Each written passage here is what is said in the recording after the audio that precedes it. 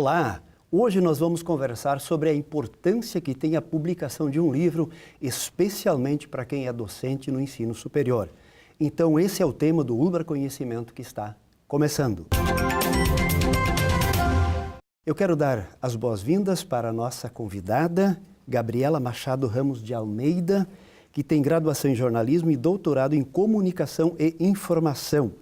Pesquisa temas como narrativas audiovisuais, cinema não ficcional e teorias do cinema, entre outros assuntos.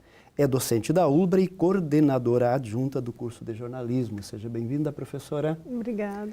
Então, antes de nós iniciarmos a nossa conversa, nós vamos para a matéria sobre o assunto.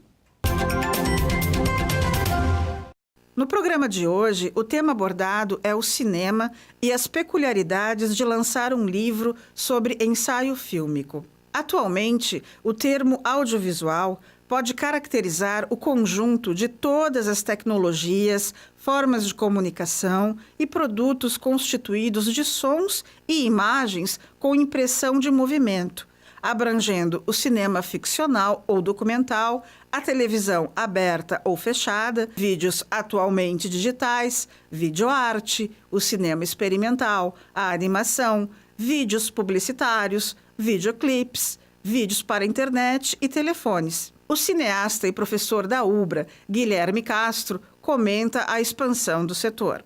Bom, a gente percebe claramente que tem um boom, um crescimento da produção audiovisual no nosso meio, aqui em Porto Alegre, no Rio Grande do Sul e também no país.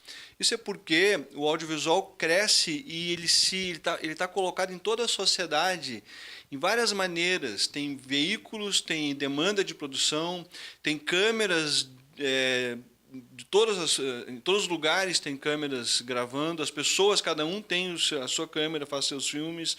Então tem muito produto audiovisual, muito interesse no audiovisual, então é uma atividade que cresce. De acordo com recente pesquisa divulgada pela Agência Nacional do Cinema, a Ancine, o audiovisual brasileiro tem apresentado expansão de quase 9% ao ano, acompanhada de aumento no volume de produção nas mais diferentes mídias. Um dos motivos de ter crescido a produção audiovisual aqui foram as escolas de cinema, que de cerca de 15 anos para cá surgiram. Eu sou de uma geração que é anterior às escolas, que a gente aprendeu fazendo no set e que inclusive tinha pouquíssimo livro sobre cinema, que chegava volta e meia se conseguia um livro aqui e ali. Hoje está diferente essa realidade e a gente já pôde aprofundar muito mais esse estudo, então cresceu essa demanda e essa produção. Mas, ao mesmo tempo, ainda é muito incipiente como atividade. A gente ainda tem uma estrutura de produção que ainda não é totalmente consolidada como sustentável, como negócio sustentável. Está em crescimento, tem coisas acontecendo que estão em crescimento. As formas de narrativas são fundamentais para atingir o objetivo, a atenção do público. Bom, se desenvolveram uma série de técnicas narrativas que vêm do teatro, que vêm da literatura, basicamente, que se consolidou no que chama a narrativa clássica, porque a graça do cinema está aí. A graça da construção disso está no modo como a gente estrutura as histórias. Porque uma coisa é a história, que é dada no mundo, a história que a gente conhece, e que alguém olhou e que alguém percebeu. Outra coisa é como tu conta ela, né? E a gente conta as histórias para organizar o mundo, parece, porque o mundo não é organizado em histórias com início, meio e fim, né? O mundo está sendo vivido, não tem um início, meio e fim, nenhum fato. Quem estabelece o início, meio e fim é a narrativa. Então a gente estrutura isso maneira de estruturar isso, como tecer os elementos que estão do audiovisual, como organizar as cenas, como organizar os planos, como trabalhar a luz, o som, a atuação, que são os elementos do cinema, para criar uma tessitura que implica e que pretende a participação do espectador. Lembrando que existem diferenças que devem ser observadas conforme o produto audiovisual. Porque quem monta, quem grava, tem na mão o poder de construir um discurso, de manipular, de prejudicar ou de aderir a uma causa. Então, quem faz audiovisual, e sobretudo quem faz jornalismo, tem constantemente essa relação de saber se distanciar e saber respeitar quem tu entrevistou, o teu personagem, a pessoa que o fato que tu está transmitindo, e saber respeitar o público que tu fez, que tu tomaste as medidas necessárias para chegar mais perto possível da verdade e da realidade. Docente da ULBRA publica livro, é o tema do ULBRA Conhecimento dessa semana. Professora Gabriela, recentemente você publicou um livro que é fruto da tua tese de doutorado, mas quais foram as motivações que te levaram à publicação deste livro? Bom, acho que o livro é sempre a consolidação de um processo, o resultado final de um processo de pesquisa que dura bastante tempo, que envolve algumas dificuldades, alguns desafios, que em geral também é um processo bastante solitário, né? Porque quando a gente está no processo ali de escrita de um texto científico, a gente está num processo que é realmente bastante sozinho, e essa escrita, eu acho que tem várias questões, assim. Primeiro, como o livro acaba sendo o resultado de um trabalho ao qual você se dedicou bastante tempo. Depois, como você consegue colocar esse trabalho para circular com a publicação de um livro. Por mais que ao longo do doutorado, eu, por exemplo, tenha ido em diversos congressos, todos os anos levei o meu trabalho, enquanto ele estava em andamento, ao Congresso da Socine, que é o maior evento de estudos de cinema e audiovisual no país. Sim. É bem diferente você levar um trabalho que ainda está em andamento e depois você poder apresentar ele de uma outra forma, como um trabalho já pronto, né? Sim. Por mais que a gente diga sempre que a pesquisa a gente não termina, a gente abandona. Exato, né? É diferente, então eu acho que é um pouco coroar realmente um processo, né? No caso de um livro oriundo de uma tese de doutorado, um processo que durou no mínimo 4 anos. 4 anos o doutorado. Sim. Nesse caso, eu defendi já faz um tempo, mas depois que eu defendi aquele primeiro momento de tentar um pouco fazer as pazes com o texto, né? E, ao mesmo tempo, ir em eventos em que as pessoas diziam que tinham tido acesso ao texto e que tinham gostado, de ver que o texto estava circulando, tendo uma boa repercussão. E, ao mesmo tempo, ter tempo e disponibilidade para retomar o texto, reescrever algumas coisas, adaptar a linguagem do texto para uma linguagem de livro, isso toma tempo também. E, assim, o texto, tema, aliás, é ensaio fílmico ou cinema à deriva. O que significa isso? O cinema de ensaio é uma vertente bastante recente no campo do cinema, que vem sendo considerado como se fosse um quarto domínio do cinema, que não é nem o cinema experimental, nem a ficção e nem o documentário, embora converse um pouco com cada uma dessas grandes categorias. O cinema de ensaio ele vem nos últimos anos, como fruto de um processo de virada subjetiva no cinema, que passa a valorizar filmes que têm uma perspectiva não só mais autoral, mas também mais subjetiva, em que o cineasta expõe ideias, teses e coloca ali um determinado tipo de pensamento para circular nos filmes. E isso faz parte de um processo de pensamento, um processo de reflexão, em geral, muito baseado numa fala bem subjetiva, muitas vezes em primeira pessoa também. E que dialoga também com as questões da sociedade. Exatamente. É importante pontuar que essa fala subjetiva e em primeira pessoa não é simplesmente uma fala autobiográfica, né? Mas de um sujeito que está pensando sobre as questões do mundo, do seu tempo, a partir de um lugar que é bastante subjetivo, mas num processo de abertura com o mundo, com as grandes questões éticas e políticas, coisas desse tipo. Quase um modo como esse sujeito consegue enxergar determinadas situações. Exatamente. É curioso que no processo de escrita do texto, eu tentei identificar se era possível pensar um devir ensaístico no cinema em outras fases da sua história e, ao mesmo tempo, nas teorias do cinema. E aí eu localizo um texto de 1948 de um crítico francês, o Alexandre Astruc, em que ele diz assim: se Descartes tivesse que escrever o discurso do método hoje, ele escreveria com uma câmera. Olha só. Então, é pensar também um outro lugar para o cinema que não é simplesmente das narrativas, do entretenimento, mas pensar o cinema como um espaço de produção e de circulação de pensamento também. Pois é, mas agora é interessante, porque você fala do cinema, mas transforma essa imagem num texto. Como é esse processo de você tem a imagem do cinema, mas na verdade o resultado final da tua tese, do livro também, acabou sendo uma outra linguagem, ou seja, textual, né? Essa é uma grande questão para quem pesquisa cinema, independente de que tipo de cinema se pesquisa. Imagens em movimento de uma maneira geral. Primeiro porque quando a gente pensa num método, por exemplo, para analisar obras audiovisuais, pode ser TV, videoarte, filmes, a gente se dá conta de que todo o processo de análise de um filme significa necessariamente, em algum momento, parar de pensar o filme como um movimento e pensá-lo como imagem estática. Porque aí, se o material está reproduzido no texto, por exemplo, num artigo, num livro, vai ser sempre a partir de frames. Então, tem um embate dos pesquisadores do audiovisual com o método, que é um embate bastante importante, considerando que o resultado da pesquisa sempre vai ser um texto, né? Perfeito. Sim. E aí a gente tenta, na medida do possível, e cada um aí, a partir dos seus objetos, pensando o método que é mais conveniente, ter um rigor analítico e metodológico na hora de analisar o filme, mas, ao mesmo tempo, considerar que o filme tem uma dinâmica que o texto não comporta totalmente. Não né? cabe no texto, né? Exatamente. Né? E de onde veio, professora Gabriela, o seu interesse pelo cinema? Eu sempre gostei muito de cultura pop, de cinema, de música especialmente. Eu fui daquelas adolescentes que anotava os filmes que assistia, assim, fazia listas e tal, consumia muita crítica de cinema em jornais, em revistas, não tinha internet na época, assinava as revistas de crítica de cinema e aí eu fui estudar jornalismo pelo meu interesse por cultura e arte de uma maneira mais ampla, não só do cinema. E durante o processo de graduação em jornalismo, o meu interesse pelas narrativas de não ficção se intensificou muito. Eu sempre brinco que eu não sei dizer se eu fui estudar jornalismo porque eu sou viciada em narrativas de não ficção ou se o meu interesse por essas narrativas se consolidou mais durante a graduação. E aí, no caso do cinema, o meu consumo prioritário é de narrativas de não ficção.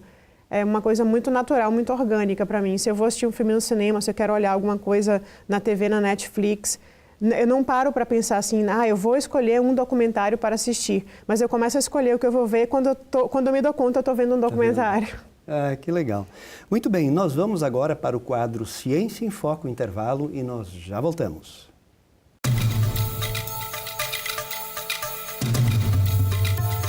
O Ciência em Foco de hoje, ele vai falar sobre o cinema de horror nacional produzido recentemente e que tem sido tema de uma pesquisa realizada por mim e pela professora Gabriela.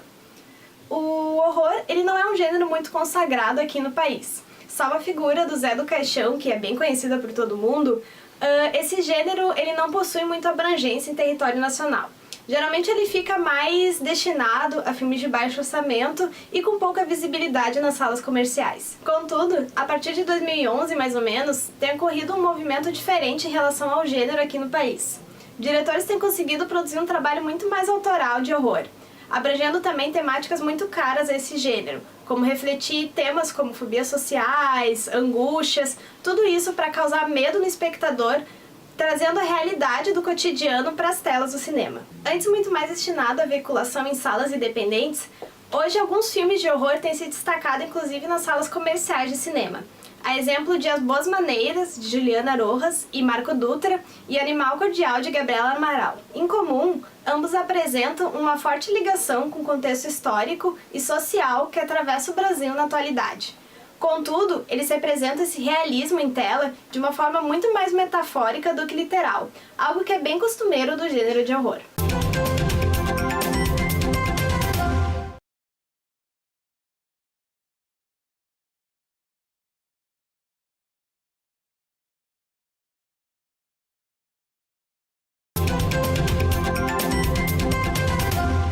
Docente da ULBRA publica livro, é o tema do ULBRA Conhecimento dessa semana.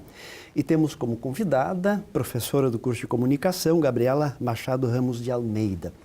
Professora Gabriela, qual a importância da pesquisa para o profissional da educação, ou seja, para a pessoa que é docente no ensino superior? Acho que tem uma função fundamental que é através da pesquisa que a gente consegue se manter atualizado com as discussões do nosso campo, né? Para começar. E eu acho que um professor que está atualizado com as discussões do seu campo vai poder sempre levar isso de uma maneira mais interessante para a sala de aula.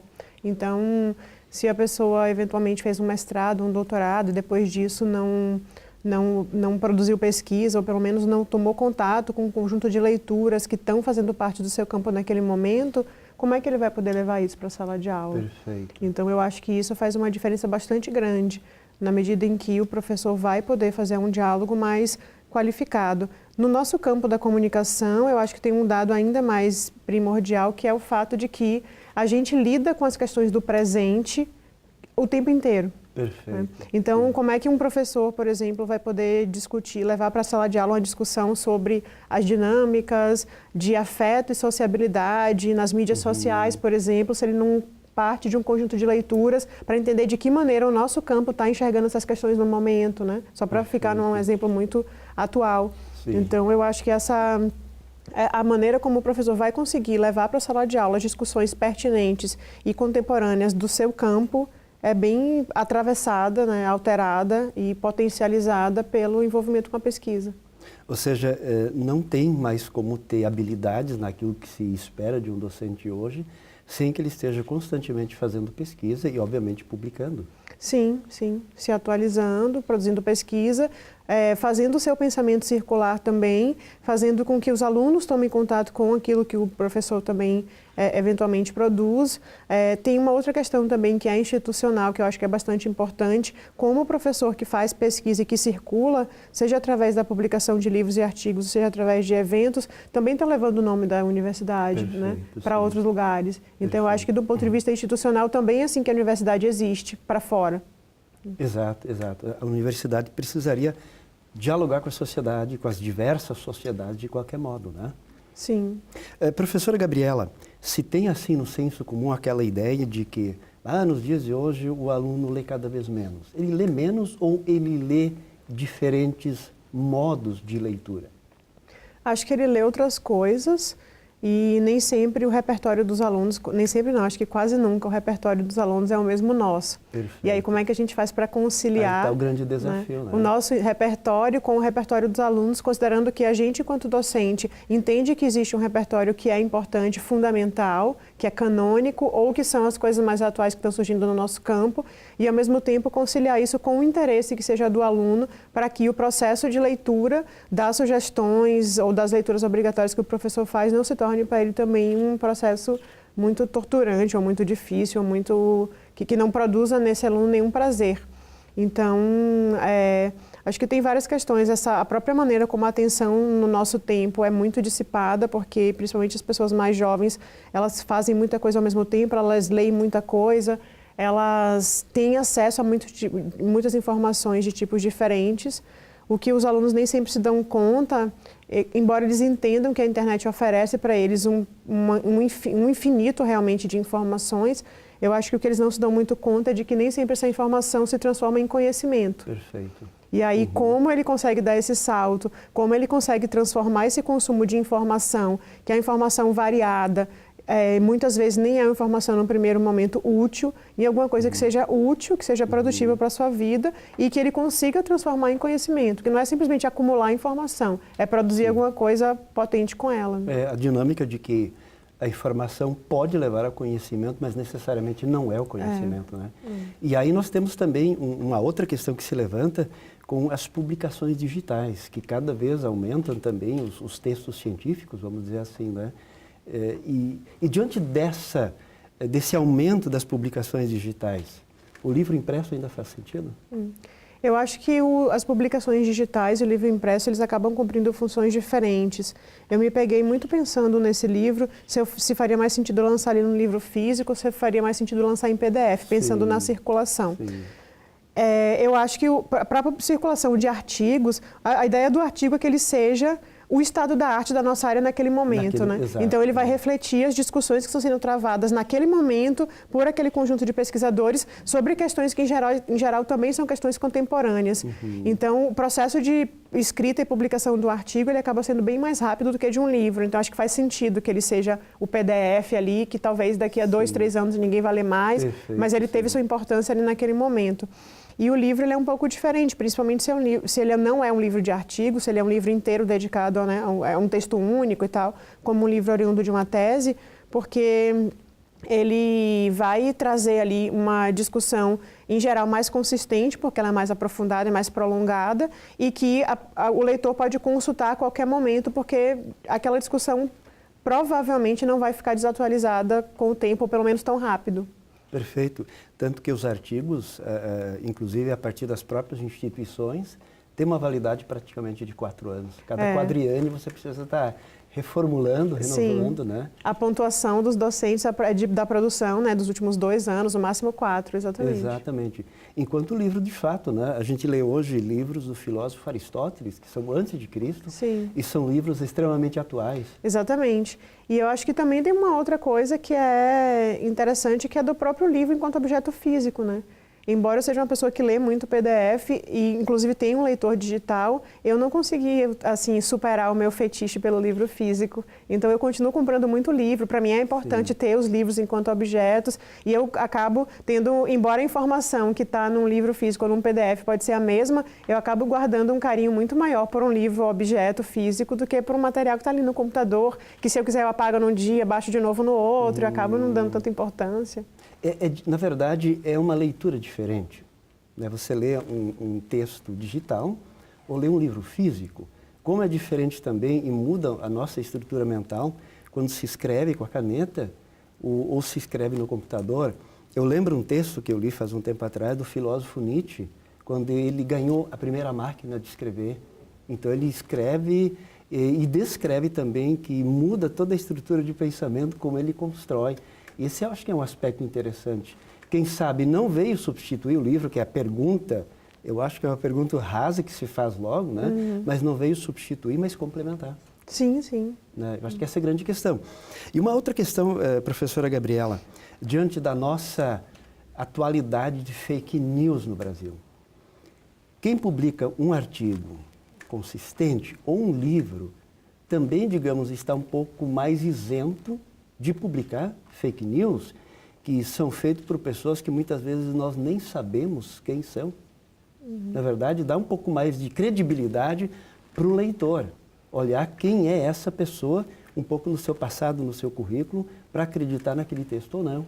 Sim, é que como o processo de publicação de uma notícia, de um texto que pode ser falso, por exemplo, ele pode ser um processo direto em que qualquer pessoa pode, numa plataforma como um Facebook ou um site que ela botou no ar ali sem gastar nada, fazer, a possibilidade de que isso aconteça acaba sendo muito maior. No caso dos artigos ou do livro, como a publicação daquele texto é resultado, em geral, de um processo que envolve avaliação por pares, que leva muito mais tempo, em que muitas vezes o autor é solicitado a fazer alterações a partir de uma primeira versão do texto, a probabilidade de que isso aconteça é muito menor. A outra questão também é que o professor, no final das contas, o que ele tem de mais caro é uma credibilidade que ele acumula a partir de experiência e de reconhecimento e consagração que ele tem, que vem da legitimação pelos pares também, né? Perfeito. Então, um professor que eventualmente escreve alguma coisa que seja falsa, uma pesquisa que não tem fundamento, quando ele assina aquele texto, ou quando ele publica alguma coisa que é muito superficial ou muito ruim, ele também está jogando, no final das contas, sua credibilidade no lixo, né? Toda a sua carreira também, obviamente. Exatamente. Né? E o mesmo a gente poderia dizer também, nos dias de hoje, não faz tanto tempo a gente questionou, a sociedade questionou o diploma de jornalismo, se isso fosse de fato necessário ou não. Mas também, o mesmo que você comenta em relação ao docente, se poderia aplicar também em relação ao jornalista. Porque alguém que tem formação jornalística também tem uma reputação perante a sociedade.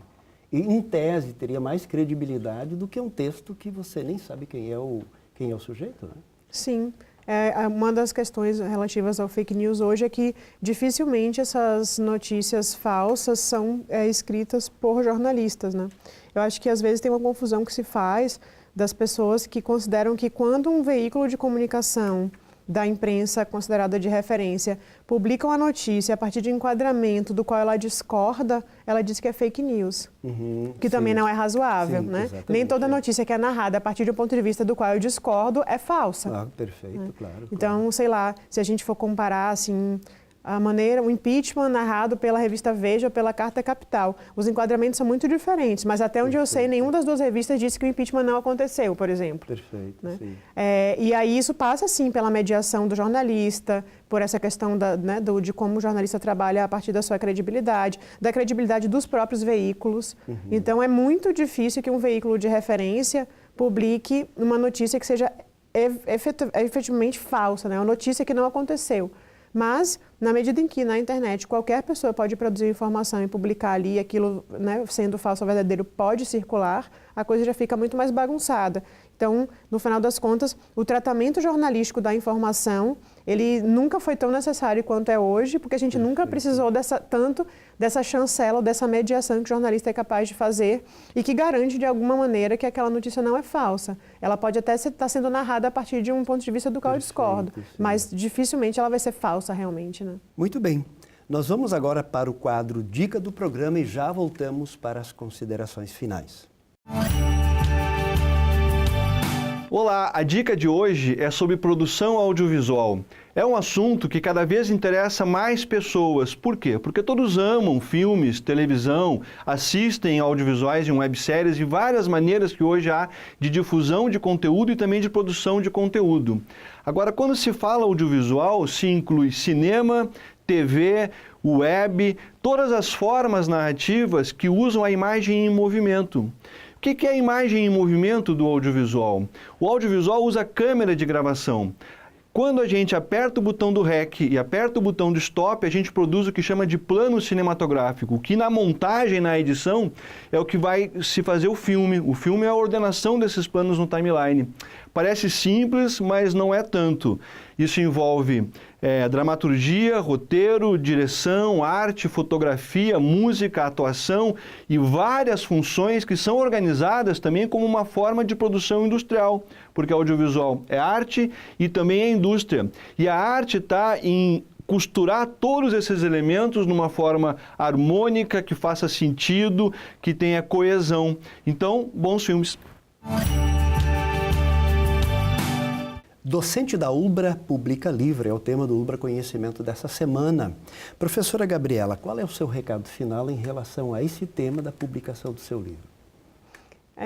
Bom, primeiro, assim, desejar que o livro tenha uma circulação, que as pessoas se interessem. É o primeiro livro inteiramente dedicado ao cinema de ensaio, publicado por um autor brasileiro. Então, acho que tem um caráter, assim, inovador nisso. Também é para isso que a pesquisa serve, né? Para que a gente aproveite esse espaço, por exemplo, de um doutorado para produzir alguma coisa que seja original, inovadora, inclusive para justificar o emprego de dinheiro público que é feito na nossa formação, né? Seja na universidade particular, seja na universidade pública.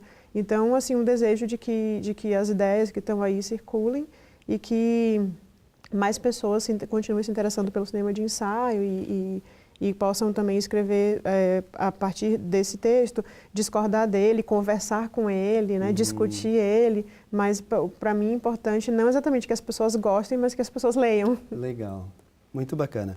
Muito obrigado, professora Gabriela, por essa conversa. Eu que agradeço pelo espaço. Muito obrigado você pela companhia e nós nos encontramos na próxima semana para mais um ULBRA Conhecimento. Até lá!